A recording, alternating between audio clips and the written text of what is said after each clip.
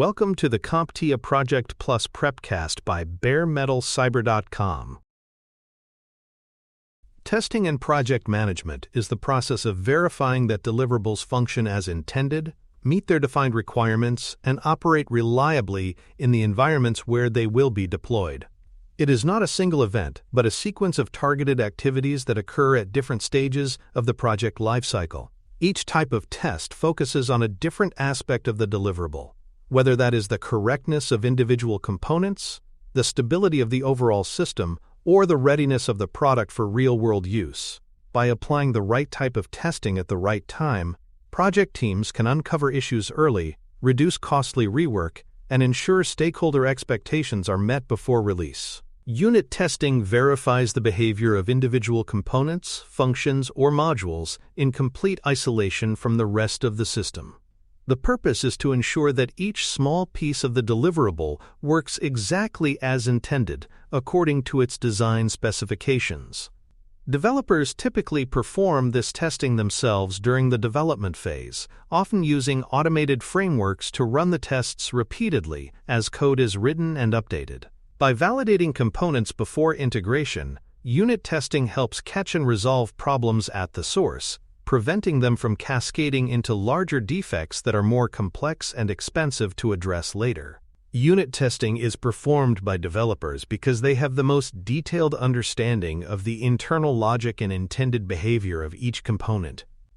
They write test scripts or use testing libraries to create conditions that exercise the code in different ways, checking for both expected and edge case behavior. This is done at the lowest functional level to confirm correctness before the component interacts with any others.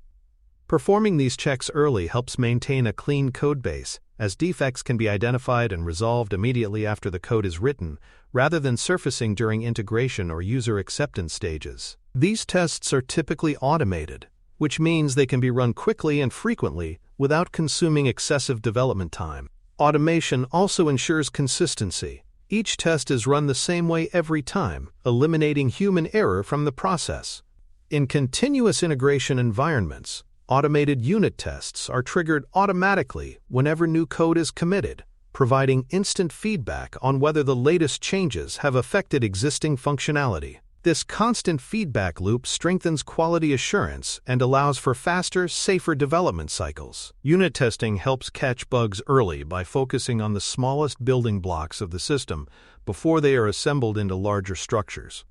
Catching these errors at the source reduces the number of defects that reach later stages, where they can cause significant disruption and require more time to fix. This preventative approach also supports the principle of shifting quality checks as far forward in the development process as possible, a practice known as shift-left testing, which is widely recognized as a best practice in both agile and traditional project environments. One of the major benefits of unit testing is that it validates code correctness before integration, meaning that when components are assembled into the larger system, there is greater confidence that they will interact smoothly. This allows integration testing to focus more on verifying communication and workflows between components rather than uncovering fundamental logic errors. Ensuring correctness early reduces the risk of delays caused by basic coding mistakes discovered late in the process. Unit testing also improves code quality by encouraging modular design. When developers know their code will be tested in isolation, they tend to write smaller, self-contained functions that are easier to test and maintain.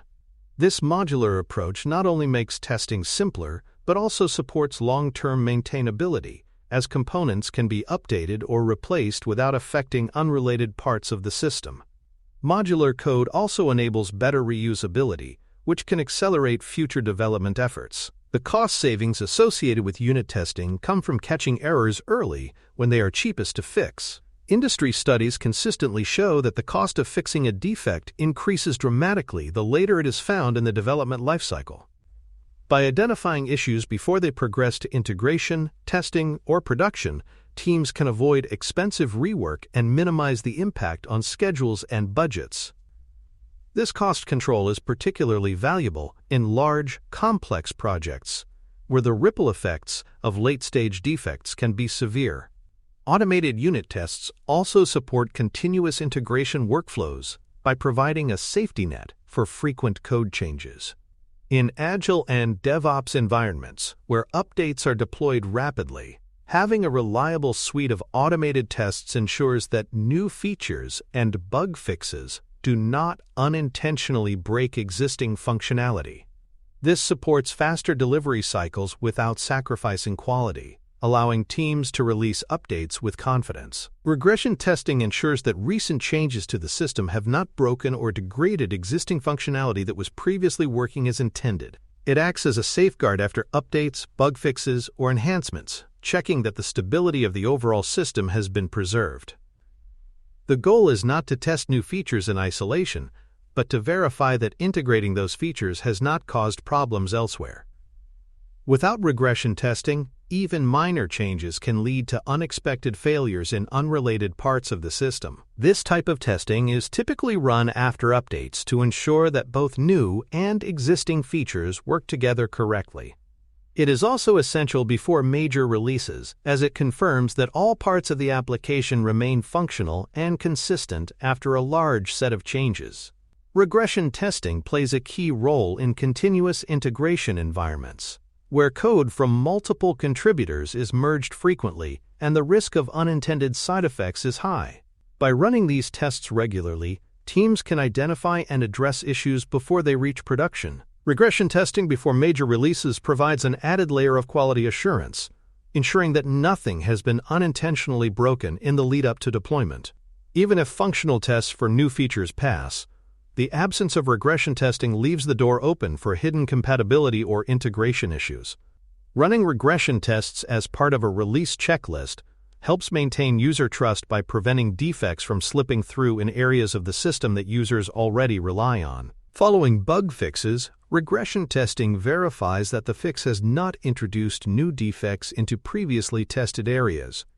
It is common for changes made to correct one issue to have side effects elsewhere, especially in systems with complex dependencies. By retesting related areas, teams can confirm that the fix is complete and that no additional problems have been introduced. This reduces the likelihood of recurring issues and repeat customer complaints. In continuous integration or after configuration changes, regression testing helps maintain a stable codebase even as updates occur rapidly. Automated regression suites can run dozens or hundreds of tests quickly, making it feasible to perform these checks multiple times per day. This is particularly important when multiple teams or developers are working on the same codebase, as changes can come from many different sources. Smoke testing provides a basic check to confirm that the system is stable enough for further, more detailed testing. Its purpose is to quickly verify that critical functions are working and that the system is ready for the next phase of evaluation. Smoke tests are not intended to be comprehensive. They focus on breadth rather than depth, checking the most essential workflows that must be functional before proceeding. It includes checks of core features such as login, navigation, and the ability to access major modules without errors. These are the foundational capabilities that must be operational for testers to proceed with more in-depth functional or performance testing. By confirming these basics, smoke testing prevents wasted effort on builds that are too unstable to test effectively. Smoke testing is the first set of tests run after a new build or deployment, acting as a gatekeeper for the quality assurance process. If smoke tests fail, further testing is delayed until the issues are resolved, preventing downstream testers from working on a system that cannot support their activities. This step also provides quick feedback to developers, who can immediately address blocking issues before the build moves forward. If smoke tests fail, it is an indication that the build is not ready for deeper evaluation, and resources should not be spent on detailed testing until the underlying problems are corrected. This quick go or no-go decision keeps testing efforts focused and efficient. In well-run projects, smoke testing is integrated into the deployment process so that unstable builds never reach the hands of full testing teams. Verifying login functionality or basic navigation is a key part of smoke testing because these capabilities are prerequisites for almost all other system functions. Without the ability to log in or move between major sections of the application, testers cannot evaluate deeper functionality. This makes these checks high priority in determining build readiness. Ensuring major modules launch without crashing is another core smoke test component. Modules that fail at startup often indicate severe problems with configuration, dependencies, or code integrity. Identifying these issues early allows them to be addressed quickly, avoiding wasted effort on modules that cannot function at all. Checking the availability of critical screens or workflows confirms that the system can display and process its most important user interactions. Missing or broken workflows discovered at this stage signal that the build may be incomplete or incorrectly packaged. Addressing these gaps before proceeding saves time and avoids misleading test results in later stages. Confirming that configurations are loaded properly ensures that the system is starting in a known, expected state. Incorrect or missing configurations can lead to false positives in testing, where functionality appears broken due to setup errors rather than actual code defects.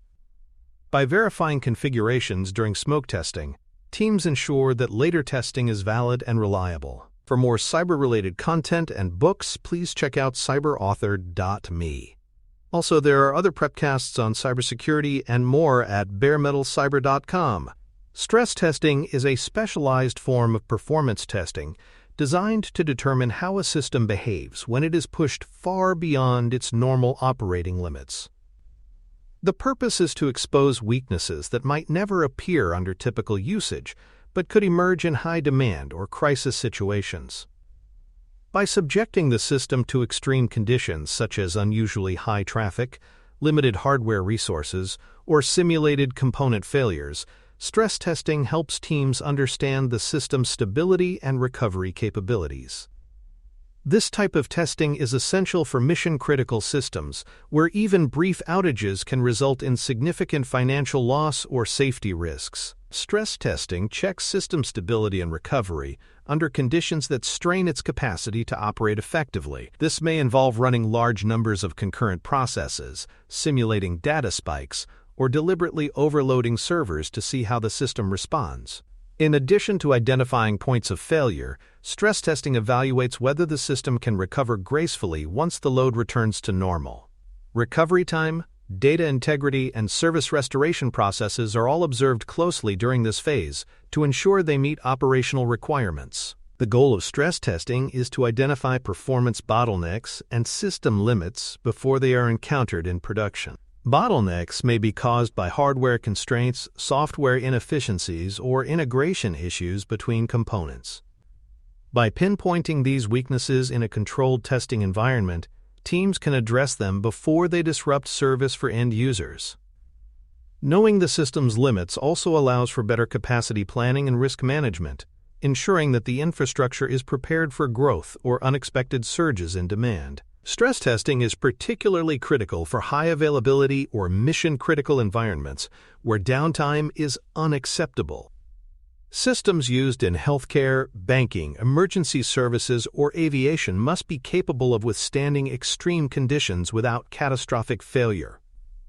In these cases, stress testing validates not only that the system can survive heavy load, but also that it can continue to operate within acceptable performance thresholds when failure is not an option. Stress testing should be performed before launching systems expected to experience heavy usage so that any scalability issues are identified early. For example, an e-commerce platform preparing for a major sales event can use stress testing to simulate peak traffic and ensure it can handle the load without slowing down or failing. This proactive step can prevent customer frustration and revenue loss during critical business periods. It is also valuable during performance tuning phases, where test results can guide optimization efforts. By observing how the system behaves under stress, development teams can identify inefficient code, resource allocation problems, or architectural limitations. Addressing these issues before deployment ensures that the final product is optimized for both normal and peak conditions. Stress testing plays a key role in capacity planning, helping organizations forecast the hardware, software, and network resources required to meet future demand. Test results can indicate whether current infrastructure is sufficient or if additional investments are needed to maintain service levels as user volumes grow. These insights help justify infrastructure upgrades and ensure that the system can evolve alongside business needs. Stress testing is also important in disaster recovery validation and service level agreement (SLA) testing. By simulating worst-case scenarios such as server crashes, network outages, or hardware failures, teams can verify that recovery procedures work as planned and that service restoration times meet contractual obligations. This form of testing ensures that resilience plans are more than theoretical. They are proven under real-world conditions. User acceptance testing, or UAT, is the phase where the deliverable is evaluated directly against the business requirements and user expectations that were defined at the start of the project. Unlike technical testing, which focuses on functionality, performance, and code quality, UAT examines whether the product is fit for purpose from the end user's perspective.